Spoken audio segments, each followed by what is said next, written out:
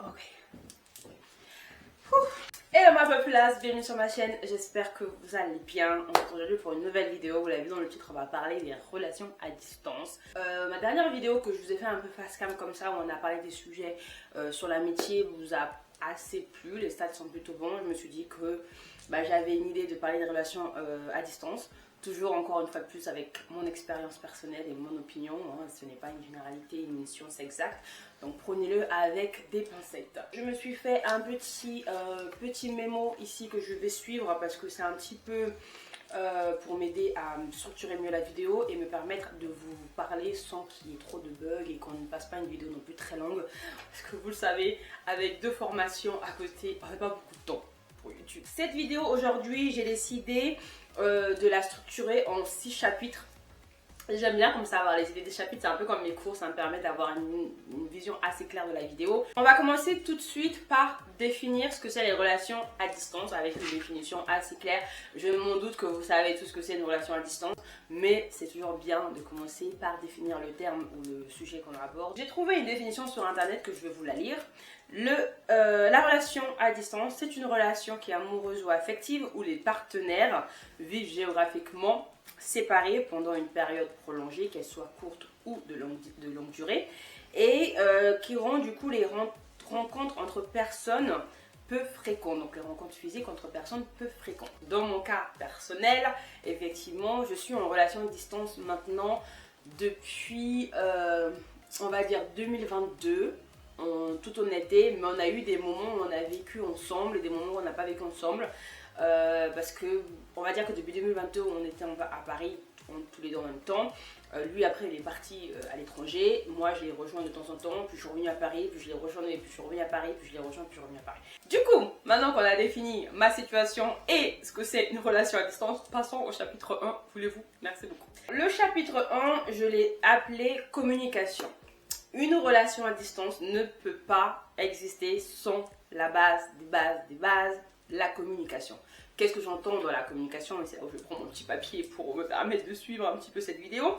La communication, ça va passer par la fréquence et la qualité des échanges, les outils que vous allez utiliser évidemment pour échanger entre vous, et puis ça va aussi passer par les règles de base à établir dans votre relation à distance. Donc premièrement, la fréquence et les qualités d'échange. Une relation à distance, elle est personnelle, hein. Toute relation est personnelle et évidemment unique, donc je ne suis pas là pour vous dire comment faire pour votre relation, mais on va dire qu'il faut établir en fonction des personnalités que vous avez, que ce soit la sienne ou la vôtre, une fréquence d'appel, une fréquence d'échange, et que la qualité soit assez intéressante. Parce que si par exemple vous êtes quelqu'un qui avait besoin d'être toujours en contact avec des gens, vous allez avoir une fréquence d'appel, une fréquence de contact plus régulière qu'une personne qui est souvent en général assez introvertie ou assez isolée. Moi par exemple dans mon cas, je vais prendre mon exemple avec mes relations fraternelles pour que vous voyez que je l'applique également aussi dans mes relations amoureuses. Je ne suis pas le genre de personne qui a besoin d'être au téléphone avec vous tous les jours. Vraiment moi c'est pas comme ça que je définis ma vie. Je n'ai pas besoin d'être toujours au téléphone avec toi tous les jours pour avoir de tes nouvelles tous les jours. Par contre, j'ai une sœur qui va souvent avoir tendance à m'appeler tous les jours, à vouloir être au téléphone tous les jours. Et donc du coup, avec elle, nos fréquences d'échange va être très régulière parce qu'elle va me mettre un peu dans ce bain et parfois elle s'habitue à moi. Mais moi par exemple avec mon frère, on n'a pas besoin de s'appeler tout le temps, on va avoir des fréquences d'échange assez hebdomadaires, alors que avec ma soeur ça va être plutôt quotidien. Donc c'est ça que j'entends par fréquence d'échange. Il faut se mettre en diapason avec la personne avec qui on se trouve et se dire ok, cette personne elle aime ça, moi j'aime ça, trouver son équilibre pour avoir des échanges avec une fréquence assez hebdomadaire, quotidienne ou mensuelle, mais bon, mensuelle ça va être très difficile dans une relation à distance. Ensuite, la qualité des échanges est très importante également. Vous pouvez avoir des échanges, on va dire, qui vont être plutôt en termes de messages, ça va être plutôt de l'écrit, du virtuel écrit, ou alors des vidéos, ou alors des appels, ou alors de la visio, vous savez ce genre de relation, vous êtes toujours avec quelqu'un au téléphone, on appelle vidéo et vous vivez votre vie comme si la personne était à côté de vous et le téléphone devient l'extension de cette personne là.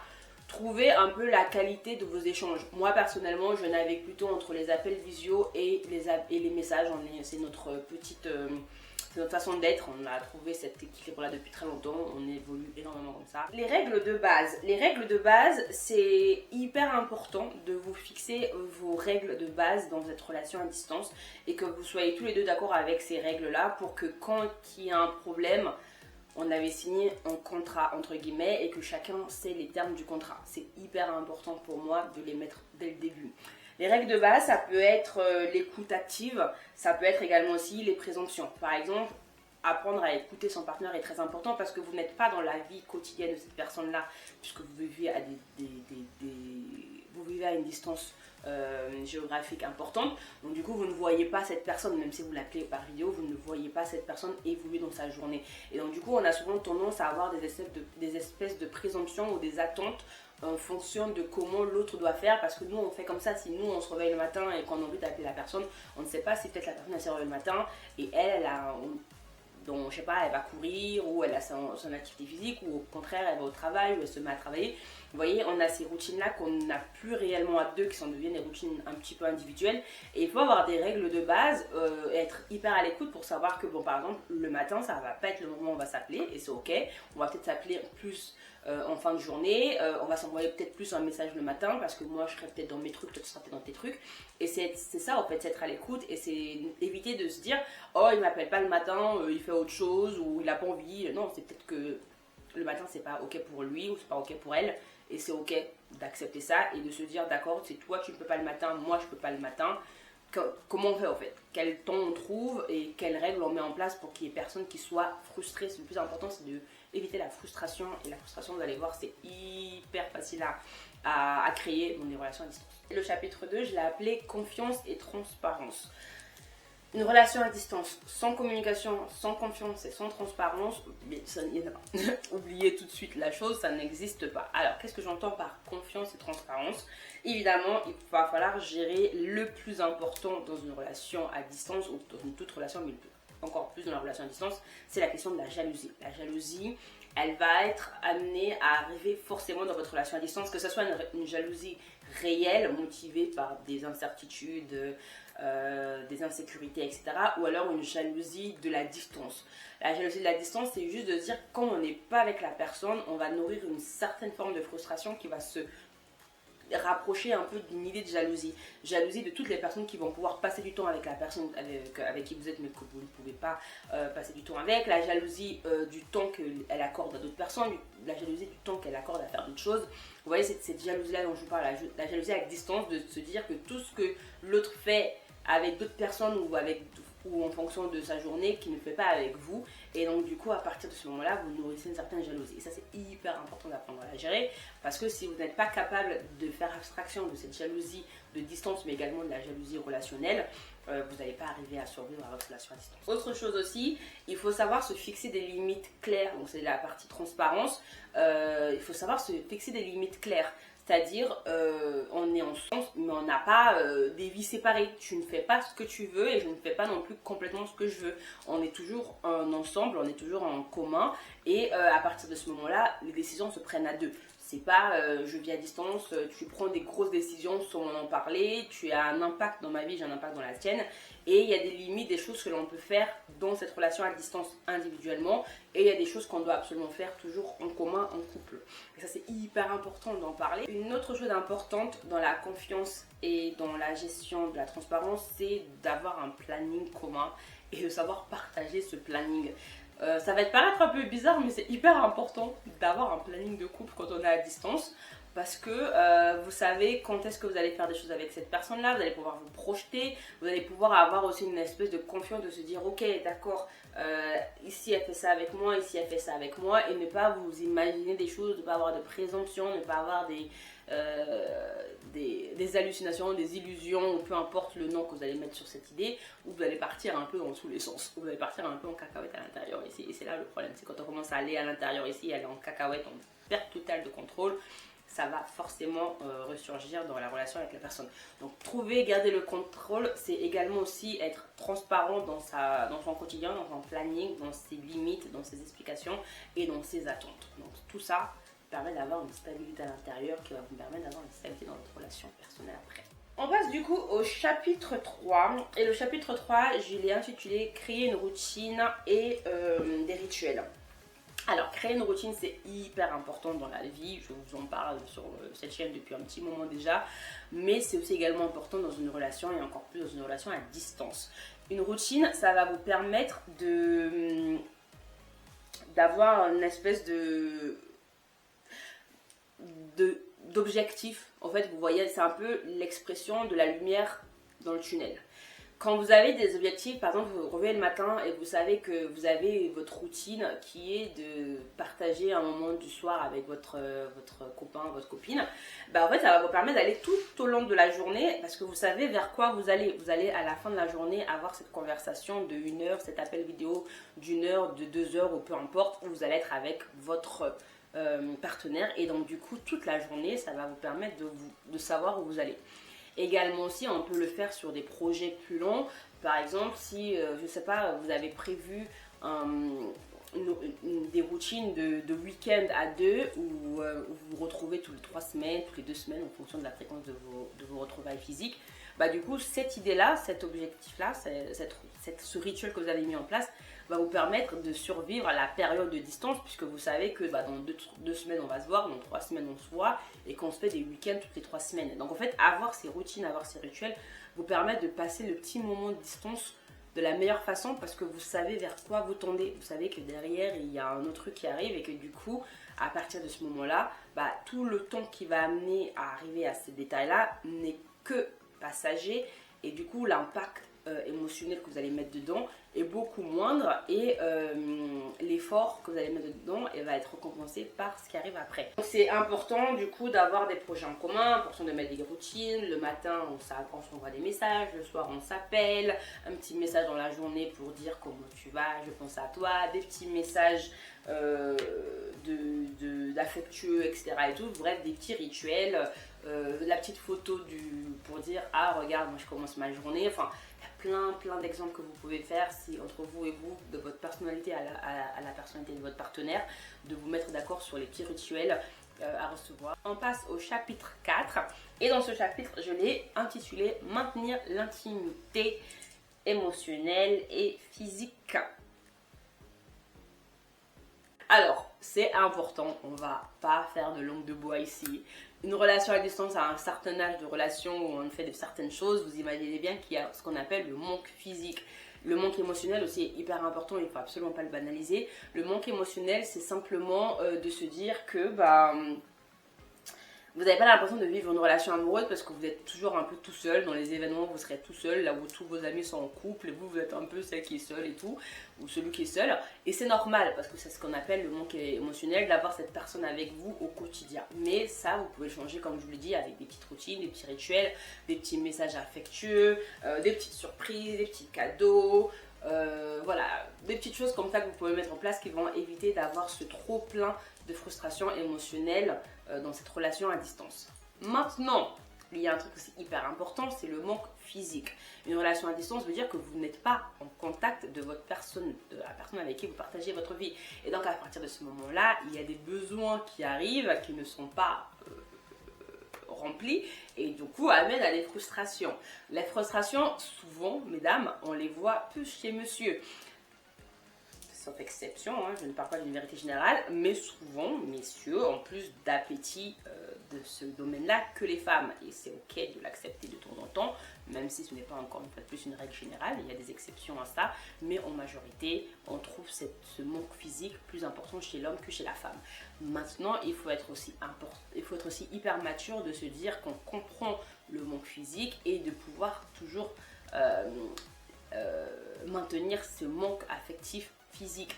Et donc à partir de ce moment-là, il y a plein de choses que vous pouvez mettre en place à distance. Vous pouvez créer des jeux, vous pouvez utiliser le sexting, vous pouvez utiliser les vidéos avec beaucoup de réserve, j'entends bien, hein, éviter les petites photos, les vidéos too much parce que internet est dangereux et puis on ne sait jamais, mais avec beaucoup de précautions, voilà, vous pouvez jouer avec votre partenaire, ça va permettre de maintenir cette petite chose qui est très importante, qui est le besoin physique de l'autre intact et en vie, parce que vous allez pouvoir du coup apporter petits jeux à droite et à gauche. Ouais, on va passer au chapitre suivant. C'est un peu gênant. Chapitre 5, le gros de la relation à distance, les conflits et savoir gérer les conflits à distance. Alors, plus vous êtes des personnalités assez tendues, avec beaucoup de frustration de vos personnes, comment elles sont, parce que le manque bien, ça fait des années, ça dure depuis je sais pas combien de temps, etc. et tout, vous créez tout, forcément il y a des petits conflits qui vont apparaître, des conflits qui vont être liés, comme je vous disais, à la jalousie de distance, c'est-à-dire le fait de dire oh tu fais des choses sans moi, tu es toujours là, tu ne me réponds pas quand je t'appelle, etc. et tout. Ça c'est ce qu'on appelle les jalousies à distance, qui vont forcément arriver que vous le vouliez ou pas, et il faut vraiment faire preuve de maturité, de les accepter, de préparer pour ces conflits et de pouvoir passer au-delà à travers ces conflits. Et puis il y a aussi également le ton, le ton travaille aussi également sur le psychique, et donc du coup plus c'est comme un peu dans plein de choses que l'on voit, plus les choses durent longtemps, plus émotionnellement nous sommes impactés, donc plus ça devient compliqué de gérer au fait, parce que ça fait très longtemps quand on va dans une... aussi il faut apprendre à l'accepter et à gérer au mieux les conflits qui vont naître de ça. Alors, comment tu désamorces un conflit à distance? Alors, hyper important la communication, hyper important l'écoute active, hyper important surtout quand on est à distance de laisser la personne parler, s'exprimer et ne pas vouloir la couper en lui bloquant l'accès à son expression par ne pas répondre au téléphone, ne pas envoyer de messages, etc. et tout, ne pas répondre. C'est très immature de faire ce genre de choses parce que oui, c'est plus facile à distance de bloquer une personne dans sa frustration, dans son conflit, mais du coup c'est un outil qui est très dangereux à distance parce que oui, tu peux bloquer la personne, bloquer les messages, ne pas répondre à ses appels, mais en fait en faisant ça, tu ne permets pas le conflit d'être désamorcé et tu peux même envenimer les choses. Donc vraiment éviter la facilité que permet la relation à distance de bloquer les conflits parce qu'on est immature, etc. et tout, et d'être toujours mature, de se dire ok, je suis en colère contre toi, ok tu m'as fait un truc qui ne m'a pas plu, d'accord, mais la communication reste ouverte et je ne vais pas te bloquer, je vais toujours répondre à tes messages, je vais répondre quand tu m'appelles et je vais t'appeler si j'ai besoin, etc. et tout, et je ne vais pas rester boudé dans mon coin. Il faut aussi se donner le temps de gérer la frustration, de gérer la colère, ne pas être à chaud, ça c'est dans toute relation, que ce soit à distance ou pas, et après de revenir un petit peu plus tard, d'être calmé, de dire ok on peut parler, ouais ok génial c'est bon. Mais parler à chaud, vraiment, ça ne donne rien du tout. Et moi, vraiment, dans notre relation, je l'ai appris depuis très longtemps. Je suis un gros caractère fort avec beaucoup de personnalité. Et voilà. Et il est aussi, on est tous les deux des sons chauds. Quand ça pète, il faut absolument qu'il y en ait un qui soit calme. Parce que sinon, c'est pas possible. Et du coup, on a appris à gérer ça depuis très longtemps. Quand lui, il pète, moi, je me calme. Et quand moi, je pète, lui, il se calme. On aurait pu être en balance. Il y a des fois, tous les deux, on est là. Et quand c'est comme ça... on prend le temps, on va dans nos coins, on calme et après on revient et on discute. Une autre chose qui peut être aussi importante de désamorcer au maximum les conflits, de savoir les gérer, de les préparer même, je dirais c'est de demander de l'aide. Quand on est dans une relation à distance ou même dans une relation, c'est très important de toujours avoir un petit peu d'ouverture à cette relation-là. Ne pas prendre les conseils, de les appliquer complètement parce que chaque relation est différente évidemment, mais ça vous permet simplement d'avoir une espèce de relativité à la chose et de vous dire qu'ok, au dehors de nous, qu'est-ce qui se passe, et de pouvoir puiser un petit peu des autres, que ce soit les amis, que ce soit même une aide thérapeutique ou que ce soit d'autres, la famille, etc. et tout, juste d'avoir des petits retours pour pouvoir permettre d'avoir une réponse un peu plus généralisée avec les retours des autres, mais aussi également vos propres émotions et votre propre relation évidemment. N'appliquez pas bête et méchant ce que vous allez entendre à l'extérieur parce que ça ne peut ne pas